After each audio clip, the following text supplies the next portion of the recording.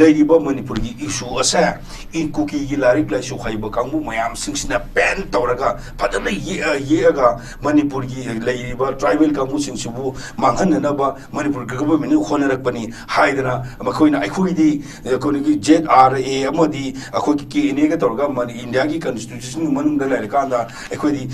Piece पामजबनी हाइदना अमाइना मखोइदी pen तौबनी साजिनबो pony ना हाय अदुबो असेंग मसिगे root causes थेगो तमदा अइना मयामनसु खंगबिरम यौम याय अन मन खंगबुद मानदे सी मतंगजे अइ मियामदा अइ शेयर तौजेगे मदुदा मान पनबजे the root of this secessionist ideologies can trace to be post independent year to figure hana haga ma maming upali like Tukunpung party a party tribal leader born in Sin state Myanmar migrating to Manipur in 1930 Baite later spearheaded the formation of the Sin Liberation Army in 1962 the high aim the unifying Sin tribe across India, Myanmar and Bangladesh into sovereign entity. His militant campaigns backed by Pakistan and executed through a series of violent attacks against Indian police station in Manipur na sida yawle remeba aduna takbadi masi ekoi thoiba thawdoga se ekoi na su kokomin su yam toina haiba makhoi gi tungan ba agenda amagi da makhoi pukhalaga 19 adudi ga orpani na hajini 1962 da Sin Liberation Army ji ekoi gi sida establish orga koi formation orga ekoi gi Myanmar da Bangladesh madi ba kanu da pulag ina da puliba mayam sing punsin na ga khonarak pani haiba podama na de aina je clear tok jebne home minister gi aduna si gi posil leirabani na si posil leira ka na home minister ekoi di pi gi ba kanu se madu mala le ba potuni aduna ai wang dang je na hon ba tamon nga sai thabiri ofom se am oi ba ofom am yauri nga sai ekoi gi lan horok pagi matam ado ai tamona chuchan tu chatlaga mi ba kwe tongno honor ba matam de MLA mayam ga thengrak pa madu de am court loiramaga kari separate session ta le bano haibu gi ofom ji am chobo ang ni now hauzik manipur da anobo popular government am sema matam da kuki MLA sing yaudana semba yaro ha masi madi ipung pong bo wafam common sense ta dum logically ta wafam di oidi tamuk da reservation madi tamona dum thami bana ꯑꯩꯈꯣꯏꯒꯤ ꯃꯅꯤꯄꯨꯔꯒꯤ ꯃꯥꯌꯣꯛꯇ ꯂꯩꯈꯤꯕ ꯉꯁꯥꯏ idea of ꯃꯅꯤꯄꯨꯔꯒꯤ ꯃꯥꯌꯣꯛꯇ ꯂꯩꯈꯤꯕ ꯃꯅꯤꯄꯨꯔ ꯊꯨꯒꯥꯏꯒꯅꯤ ꯍꯥꯏꯕ MLAꯁꯤꯡ ꯀꯃꯥꯏꯅ ꯄꯨꯟꯁꯤꯟꯒꯗꯧꯕꯅꯣ ꯍꯥꯏꯕ ꯋꯥꯍꯪ ꯑꯃꯗꯤ ꯇꯥꯃꯣꯅ ꯍꯪꯉꯤ ꯑꯗꯨꯒ ꯏꯟ ꯔꯤꯌꯦꯂꯤꯇꯤꯗꯗꯤ ꯇꯥꯃꯣ ꯃꯁꯤ ꯄꯨꯟꯗꯅ ꯂꯩꯉꯥꯛ ꯑꯃ ꯁꯦꯝꯕ ꯌꯥꯗꯕꯒꯤ ꯑꯣꯏꯊꯣꯛꯄꯗꯤ ꯂꯩꯒꯗ꯭ꯔꯥ ꯍꯥꯏꯕ ꯋꯥꯍꯪꯗꯨꯗꯤ ꯀꯔꯤ ꯍꯥꯏꯕꯤꯅꯤꯡꯉꯤ ꯑꯗꯨꯗꯨꯅ ꯑꯩꯅ ꯂꯥꯛꯇꯣꯏꯁꯦ ꯑꯩꯅ ꯍꯧꯖꯤꯛ ꯅꯣꯏꯅ ꯁꯥꯡꯇꯣꯛꯈ꯭ꯔꯦꯅ ꯈꯜꯂꯝꯕ ꯌꯥꯏ ꯍꯧꯖꯤꯛ ꯂꯩꯔꯤꯕ ꯑꯩꯈꯣꯏꯒꯤ ꯂꯩꯔꯤꯕ CSOꯁꯤꯡ ꯀꯨꯀꯤꯒꯤ CSOꯁꯤꯡ ꯑꯗꯨꯒ ꯀꯨꯀꯤ ꯔꯤꯄ꯭ꯔꯖꯦꯟꯇꯦꯇꯤꯚ ꯑꯣꯏꯕꯁꯤꯡꯁꯦ ꯀꯅꯥꯅꯣ ꯍꯥꯏꯁꯦ ꯃꯃꯨ ꯑꯩꯈꯣꯏ ꯄꯤꯟꯄꯣꯏꯟ ꯇꯧꯕ ꯃꯊꯧ ꯇꯥꯏꯌꯦꯕ ꯍꯥꯏꯔꯤꯕ ꯃꯣꯏ ꯀꯥꯡꯕꯨ ꯃꯌꯥꯝꯁꯤꯡꯁꯦ ꯑꯩꯅ ꯉꯁꯥꯏ ꯂꯤꯖꯔꯤꯕ ꯋꯥꯔꯤꯗꯣ ꯃꯗꯨꯒꯤ ꯅꯨꯄꯥꯗꯨ ꯃꯊꯪ ꯂꯥꯛꯑꯒ ꯍꯧꯖꯤꯛꯇꯤ Jongam, Kuki, Len, Gilaga, Aduki Makada walked over Heaven, and actors. Okay. Highly Bomokui, what is another Gongsi, Mokui Makada, Gamuneva. I don't know, Kuki Shom the key, suspension of Operation the Lady, Bogam, President Dogani, Highland, don't allow Lowers here. Azuki, Adu Kandalakadi in the government, Aduki, President Muramu, the Toragadi, Highbuki Podamoni, Bomola. Aduna, who did say, I could give Manipuri, Nanguchi public government, I'm a Simatarasu, who took Simat and Kajaku, Iran them like a neighbor. Queen Pamudi, Yam Sang, peace lasting with the labor potuni. Husiki, Aki, Yanaba, I could Mamma do Karakani, Topum Rasni, Topokamuno, Topiro Rasni to war. I give Malakan Mumu, the Topi Usinayana. I know the I personally have given the day. Husiki, kind of Matam, the labor, Yana Sakimotum, Yana Sakimotum, I give board Ponanaba, I give board Karanaba, I give minister Ponanaba, or I give Sagaja Ponanaba, Yana Sakim, the sea from the York. Okay, that was the end of the Mulak again. Tamodalaxan in Bazi, Tamo, Kamai, where Masi, Anova, Kuki, master stroke. Aman in a low way, Manipuki, conflict, Siki, political development. Kuki, emulation, Amadi Kuki, CSO, Hibasina, decision making bodies, or doing Hozulikoina, Kuki, Joe, Mar population, Goina. High birth population, Ziggy, Kuki, CSO, Amadi, Kuki, emulation, Hose, Pamina, Kuki, Masak talked about Emile, Amana. People have statements, leading paper, was a quarter. Quarter the time we often see Emily Mapan, Yagani, MLA, Buzarin Baltesi, people Yada, Magi, representative of Mr. Yagani, have you often seen them clear with the lady. I don't know, me Taramapangi meetings, Sushu and a Panto and Havagi, Maduki Chapsabat Hazaba, Madi lady, Masiki Pochina, Manipuda, Anoba, Lenga, Nabu, the Yam, the Chown contribution pig in Havagi, Tazaba, having them. ay ahanbada akoy any dialogue pu yengbir ba pun ngu ikai kun butcheri masigi topic se maro ina ko ki Kuki jo MLA amadi CSO singna ko public government sem nerbu metang da wari sana bagi aduga mari lena na sinba kanone adu aina hujik aina hangjening bo hangsi akoy ki Kuki gi MLA amadi CSO singsina ko manipur sinung sirabra haibo wangdo ayana hangningai da masi ID hujik pawde makoi manipur sinung si da kangbo ni haidana dum ai dogjage maram di kagino haibada masigi thokdok siga thoklak pagi iroina na kai do ke abdu matam da me gi 2023 gi me gi tang ahum da thokdok te thoka na me gi tang mari da ai sam koi torga mi khara lok thoi kana de gi kang bai de gi den adu gi matung da o kana me gi tang nipan da ai sa yaw na ga chusan mur chalu kan da adu da le mi ma da lok thu kan da email loi le me except accident na asokpa apan ba ko gi email honorable kana tu natna palte natna de loi le me ku loi su nei hara orong tong nei dc gi mogi kana public chusan bu gi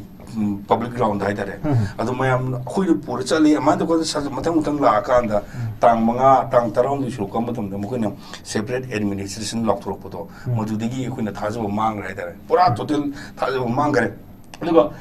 ana mamangda maroina mamangda mi gi tang ani tang ahum da thokdok chi khoi thok ti mi gi mamangda Kuki gi ko gi mogi Kuki NP gi president jo ai yam toina pop ne khoi atopa maram mo gi NRC gi matang da tang tok to program mo le bi matang da thokdok chi thok matong du su ahing gi ma phone to re kama ka tong je gen amaina lor mo tong poto tang tarom nei de gi mo gi mobile gi ploi silent le gre kan du ta una phone gi dre adu ai khoina phawri ba wa phom di nuai tri ba phom di manipur gi langam sigi yam kan na khona re ba thabak tong ne re ba ai khoina hai dare misam yam na ai khoi hairi si misam yam na haibadi ka sukai de ba misam yam na haibadi ba khoina madu yong na khangu de bagi song badi gi sentiment gi haiba ya ne kale ba adu na ta bida ma khoina leiba ki representative ni na oi ri ba kangbu sing duna khoi gi separate administration na ta di yaro gen hai puji khoi de yam ta tasona tin ba hai dare ko adu yam na thajana leibak si gi apun ba unity and integrity da thabak tongmuni si hairam ba kangbu ni Kuki gi CSO si kana oi na khangde aina tang ahum da thokdok thok ti mi mamang da ko April tang tara tok ta Ccsk go office da Kuki gi kangbu sing ai pulag wari sane adu da mukun separate administration natraga any kind of autonomy ri ekoi adu gi wakal yam thakre ka na yam phongdu ma idare adu phongdu ma ga tawru potu na ko da moi thajo mange hetare thajo mange do number 1 ai kuna hangdu pusinji makhoi na pamdi sarkar pai budra minister o budra sine Kuki sing da ina hani si Kuki sing gi MLA sinai ge na khoina sarkar pining aba lamdam se pining aba na daga MLA uning batar gadi number 1 na khoi thamo de leba separate administration in the manipur thugani manipur individual thugani wokon do madwan na thodu adwa na loktu bayam da loktu gdam ne aduna da di yaro manipur miyam na ai di thaje de pia lai kholi ga na isha channa ro de porum lakani wadi ware mayam jam tim ware su mayam na asaw wi potu di nei re dare kari no ai badam masiga hogurun ja koi khange ba masiga hogurun ja koi na hairu share wi kanu to su yaro aduga aina nunga je da bo mana koi manipuri singi representative miyam gi representative da koi kana gumba sida ngangu jina di yam tin ngang ko adu ID adu ngang jero ai di personal unity ne zaba aduga yam yawi opposition gi kangbu su ruling gi kangbu su aina moida hainu ba mu khati le ima le ba mu sibu akhui emili wo de ima le ba mu sibu ya dro sin ai mu ya hanji aduga emili wo re kan da mu ima le ba mu si de emili di ko re ba je ima le ba mu si ge ai ga di minister mu wo de ya de bi ko de mu le bravo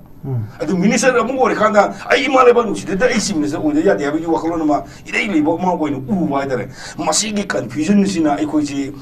matong mun khang da hu jaga amu de le hai dare aduna si ge aina mamangi itias ki nei ne rabu ma da 1948 ko october gi tang tara ni pan de yana na manipur na ai ko gi leiba action ne ba gi ai ko gi board thadana da taw ba tan ja du su lei ri ba board ka bi le ba mayam sing si leiba action ne ba gi mo ta mai dei pangal gi mi yauna aduga maitei yauna naga singi maikei di yauna huji kuki ni hari bukangu makho sing yauna adum sim gi bai dare ko sim minister na mkp obertan oi gibani speaker na tc tiang khong oi gibani aduga khoi gi forest minister na khoi gi bob khating no oi gibani adu agriculture am chung jel na khoi gi bajudun sek na oi gibani dar almaina adugi poto chatha du ngasi bukti la e ba tu tu ga yaure 2020 ga 3 year ko tan ja 25 year ko tan ja sida huji sarkar se mo kuki yaw di yaru ai di adu di pot yam no kuki yaw de ga di ko le bak ji pan yaru di ra ba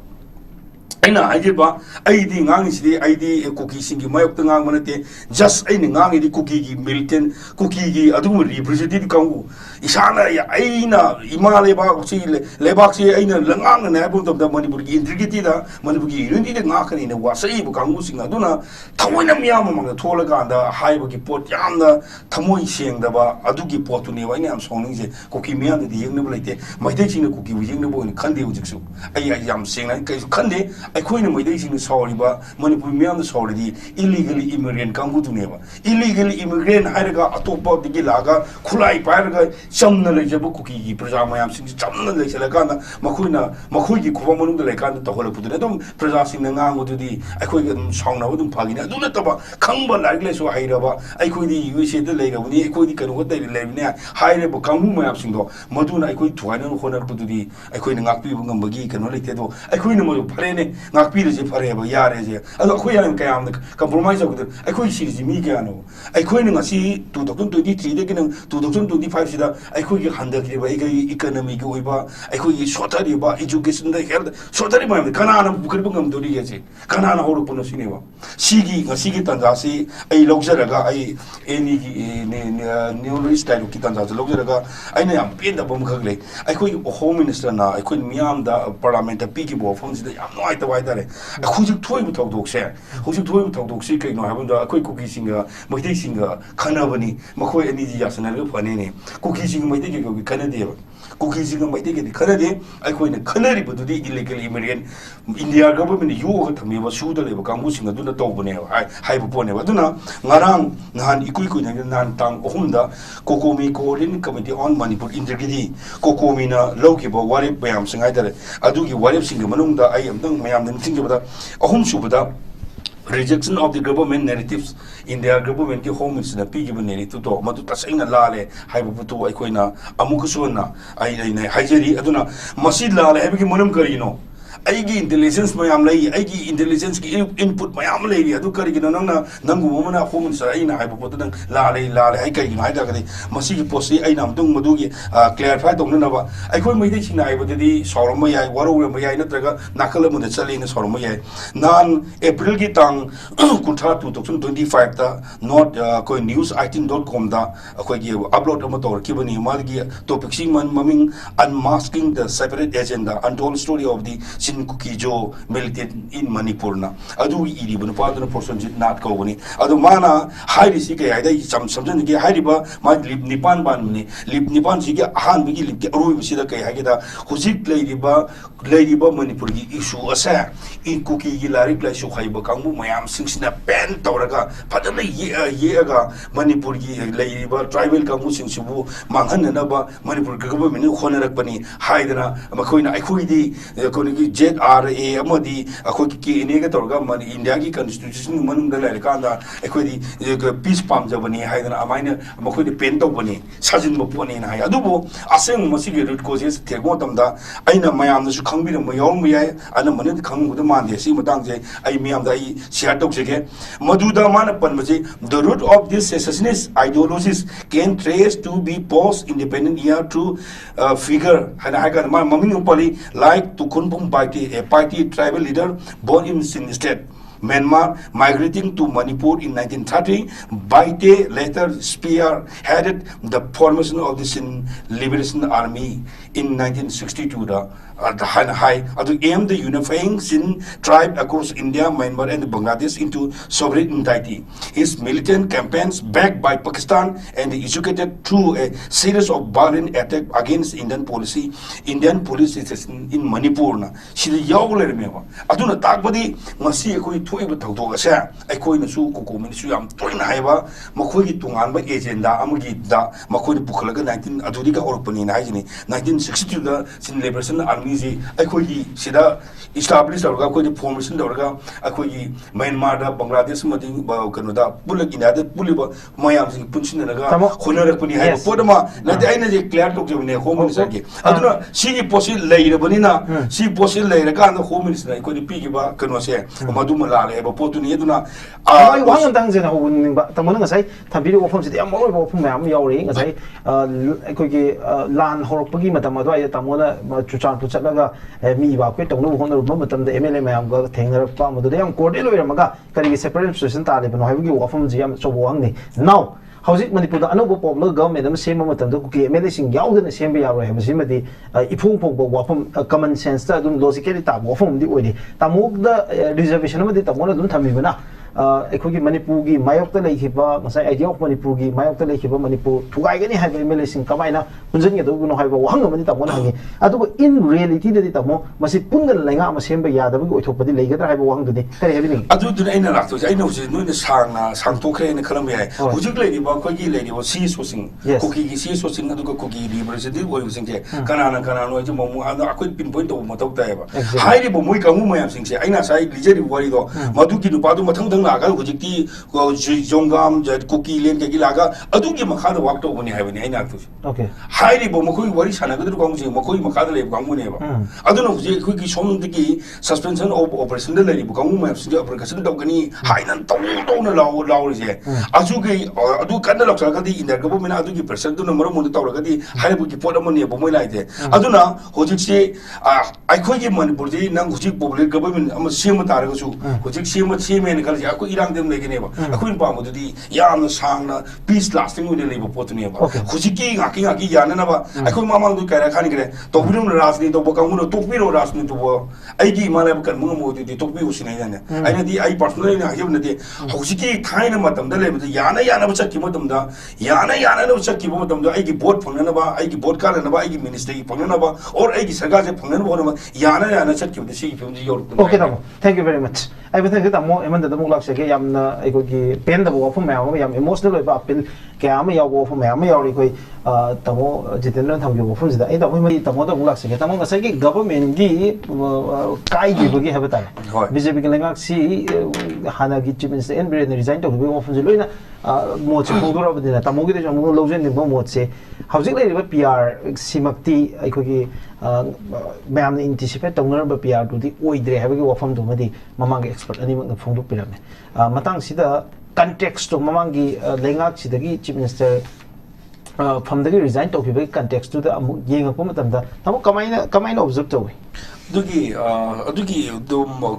piru nada hujika reality sigi yem ba ni ngaida oi ai je gai ngonda de yodo sigi leba politicalized mayam de yam tongna gre ko myam se aduna moji nakpa na bak nei ne kari ko fum mo fa phongdu bo de mai favor de le mai favor de le har ka ne ba adu sem ai khoi ni yengo mi da ai khoi pr yam pam je ki de adu yam tai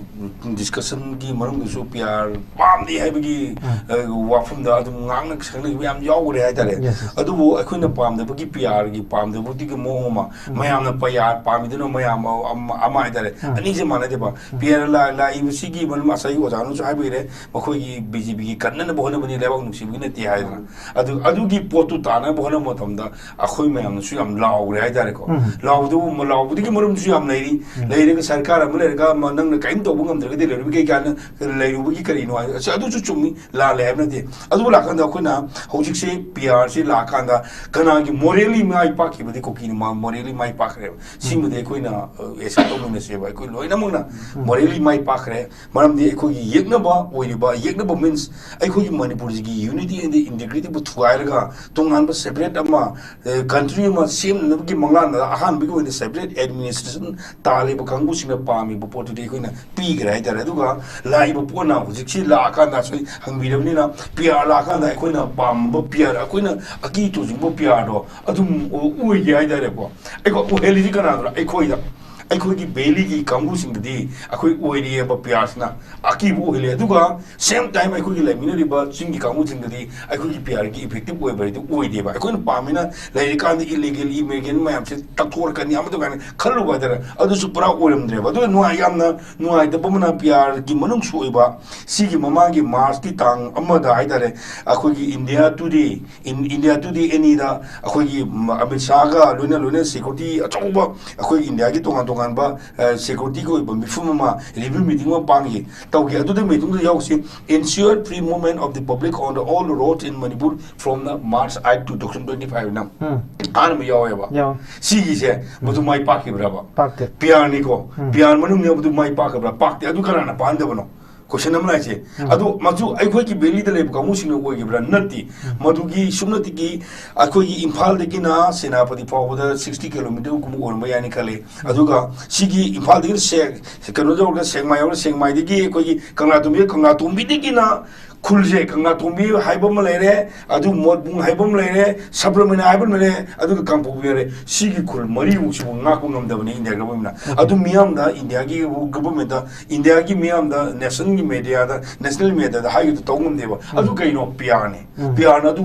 तौदे but where is अनि सुबद यावी that strict action against all cases extortion naina akhoi gi extortion do bama da di mana lokhul kani hai adu extortion do makal ani ni karma jingi jaga da ma tamgi jaga da di hojik su ngasi su phari ngarang su phari nan su phari but what about the hill area da di tawri braba adu gi madu extension do taw de ba pr kanam le ba leite ba adu di pr ji gi kanan ni sini question lai je ai phapa to am magi de adubu ngasi gi topic si mari le na csu mayam ma pul kanda anu popular government sim ne se masidi am ta ba nungai ba moi adubu koi na hangning ji hujik so hangning ji hujik hang ji khoi gi ta mon de hai ne amama ngai de gi lak ba khoi gi 1949 de gi lak ba any question kano sim gi government sim gi matam da jati community mayam se loi ni include to we ai sa so hai adu su hujik so include to do re ba example kala je ba moi Kuki ki kamu Paulina hockey bari ne moi di khwai di popular ji Paulina hockey na tai ya ma khale re ma tau de ya de na ma minister pire je ba si agriculture minister pire je example agriculture minister pire je ba agriculture do je khoi manipur si so ma yam di agriculture da thwa yam yaw ro bani na ai har gi kari gi agriculture shwa do da farm am le re mo ji sanga bi ma la ngang budra sin माला कई high के दूरी के बाद सिंगी question जितने कोई ना जे अदु बस आई कोई यामने ने आई forgive and forget जे आई शुआम तो इना हाई जब आई कोई ना थोक के बताओ दोस्तों आई ना उन्हें से कोई कॉक्टों उन्हें से ऐसे पाये बा अदु वो मोगी थमोई दे याद बम ले रही है बा मणिपुर थुकाई नहीं है ना फोन लाओ थोक बंग मोवा कंबूसी ना मखोई याव दे सरकार सिंध दी याद है ना हाई बता रहा कि आई कोई ये गवर्नमेंट ले बिरी बा रिप्रेजेंटेटिव में से याम ना पंगंदरे कुछ तो हमने हाई बतो मोगी मीटर आने कौन फुकी मनुंगा मी अमले की सिटीजन बड़े मुझे उनके छह में याद है वाले इब्राहिम से रूल द इंडिया की कॉन्स्टिट्यूशन में कलम याव गया है निदा अदु वर्ग दे उसी पॉपुलर गवर्नमेंट में सेम भी होना मयाम ना तो होरिंग इतना जासे दा सेम हो गया बा पकड़ के ऊपर लेते से है बने तो ऊपर लेते परंतु मियांगी मियांगा पामी जे चांनी के दा सिंग खुरांगी दे सिंग जो तब तो अमितो उदु ने बा अदुना अदु की फोटो ले रे कांदा कनो जी ओइ बिसनो कुकी जो इमेल सिंगना सेंगना आई की मोतदी आई कोई की मथि सिंग से अदु याम हेना याम दा प्रॉब्लम कोई opportunity दरा आई कोई ना तो की फोटो apology public apology तो बा आई कोई sometimes कर गुमा सिमानी ngang उदे लान बिराव कदा कोई apology तो दे आई ने स्वांतो ना सोई बम याव रे ngang की तो मैं ngapiyo na सिमाना मणिपुर की मियाम दा हाइदारे को सियाम गुड इन फेने को मसी मियाम दा इन खोदो को तो करे इंडिया गवर्नमेंट पीर रोय ना हजन थाउजेंड टाइम्स हारे का अंदा अजुदा तौनी मुगो ले बमो दा स्वातो ए आई स्वांतो वेरी सॉरी हाई बदम दा मियाम यारु दे की मरम नहीं दे या गनी अदुबु ख्वाइदि की मरु ओइबदी मागी थमोई सेंग बदुनी बा थमोई सेंग बदुनी अदुना आइना अपतोना हाजबदो ngasi gi yana na chakraga hayengi akoi mangna tangna thabu ko dagadi ngasi di mugaw phaiwa ngasi di nimichawni warga matungi isai fishing phana bo phana bo wamin si khwaidagi luba khwaidagi aroi boina hajini matamju hen jam hen to khwaidagi urubani ngasi gi issue se orena bkhona matam da long plan lakhrabani na long plan to se ko ni khutak te ngam da yai aduna khwaidagi morubadi akoi illegally immigrant ai bo se masi lokthuk ti ma khaidi masak khangtuk ti ma khaidi haying sahi ma le sum lakhani adum si crisis to kani sidi ekoi kakti na de prithvi mapum khudum tani Donald Trump na Mexican mayam la tu ngamaga Indian mayam mi illegal chagabu ngamaga Indian government ka to why Indian government is not ngamrika kino haibu potune laise aduna aikoi gi tangdu lei ta ba pibu mu oine na bagde bute Indian government jo pukchelo singbiu same time manipur ge representative oibire ba elected member oi ko chuna thona gach kidang lei biraga aikoi ji hena tangdu lei ta ba ama oin bi haibu potu ai chwai thumje okay da mo yam no ai yam ro wa fum ni aduga aikoi gi public ki ihun haiba tare madugi public ki aspiration me ama so yam marik chuna phung pigi ngasi